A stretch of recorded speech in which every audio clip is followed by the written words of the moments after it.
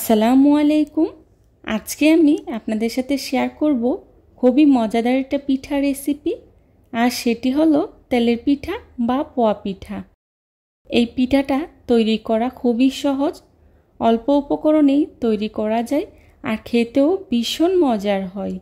চলুন তাহলে জেনে নেই কিভাবে তৈরি করতে হয়। আজকের পোয়া পিঠা তৈরি করার জন্য প্রথমে আমি এখানে নিয়েছি আতপ চালের গুঁড়া 3 কাপ, এর মধ্যেই দিয়ে দিচ্ছি আটা 2 কাপ। চালের গুঁড়ার সাথে আটা দিলে পিঠাটা অনেকটাই সফট হয় আর খেতেও অনেক মজার হয়।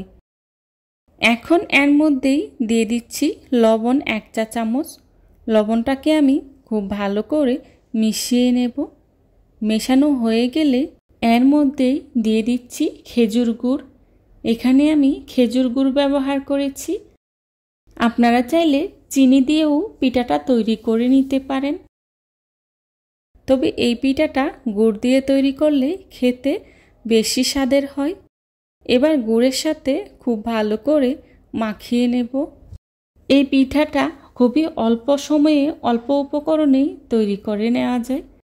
এবার অল্প অল্প করে পানি দিয়ে একটি পাতলা ব্যাটার তৈরি করে নেব। আমি এখানে হালকা কুসুম গরম পানিটা ব্যবহার করেছি। চেষ্টা করবেন হালকা কুসুম গরম পানিটা ব্যবহার করার জন্যে, এতে করে পিঠাটা অনেকটাই সফট এবং ফুলকো ফুলকো হয়। অল্প অল্প করে পানি দিয়ে ব্যাটারটা তৈরি করে নিতে হবে, একবারে বেশি করে পানি দেওয়া যাবে না, এতে করে ব্যাটারটা খুব বেশি পাতলা হয়ে যেতে পারে। দেখুন আমি কিভাবে তৈরি করে নিচ্ছি, আর সেটা দেখেই বুঝে নিতে হবে। ব্যাটারটাকে এভাবেই খুব ভালো করে মাখিয়ে নিতে হবে, এতে করে পিঠাটা অনেকটাই ফুলকো ফুলকো হয়। দেখুন আমি কিভাবে মাখিয়ে নিচ্ছি। এই ব্যাটারটাকে আপনি যত বেশি মাখাবেন পিঠাটা তত বেশি ফুলকো ফুলকো হবে। আমি প্রায় 10 মিনিটের মতো সময় নিয়ে ব্যাটারটাকে খুব ভালো করে মাখিয়ে নিয়েছি। দেখুন ব্যাটারের ঘনত্বটা কি পরিমাণে ঘন হয়েছে। উপর থেকে ফেললে খুব তাড়াতাড়ি মিলিয়ে যাচ্ছে না, তার মানে আমার ব্যাটারটা তৈরি হয়ে গিয়েছে। এখন পিঠাটা তৈরি করে নেব। পিঠা তৈরি করার জন্যে চুলায় একটি প্যান বসিয়ে পরিমাণ মতো তেল গরম করে নিয়েছি। এখন এর মধ্যেই দিয়ে দিচ্ছি 1 চা চামচ ব্যাটার। দেখুন পিঠাটা কত সুন্দর করে ফুলে উঠেছে। এবার পিঠাটাকে আমি উল্টে পাল্টে ব্রাউন কালার করে ভেজে নেব। আপনারা আপনাদের পছন্দ মতো ভেজে নিতে পারেন।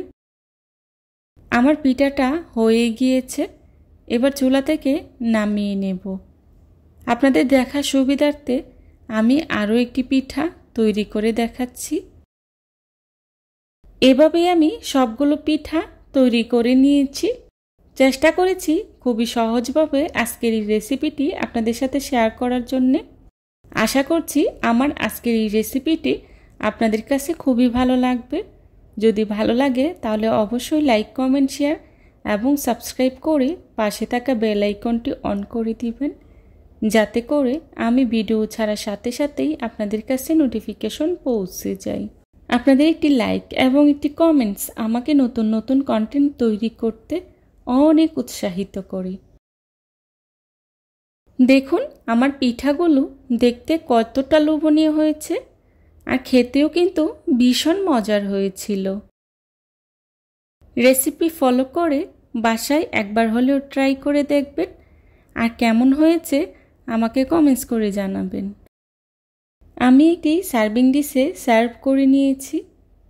যারা এতক্ষণ ধৈর্য সহকারে আমার ভিডিওটি দেখেছেন তাদেরকে জানাই অসংখ্য ধন্যবাদ।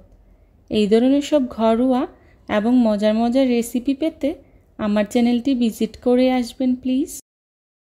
আমার পরবর্তী রেসিপি দেখার আমন্ত্রণ জানিয়ে আজকের মতো এখানেই বিদায় নিচ্ছি। সবাই ভালো থাকবেন, সুস্থ থাকবেন। আল্লাহ হাফিজ। আসসালামু আলাইকুম।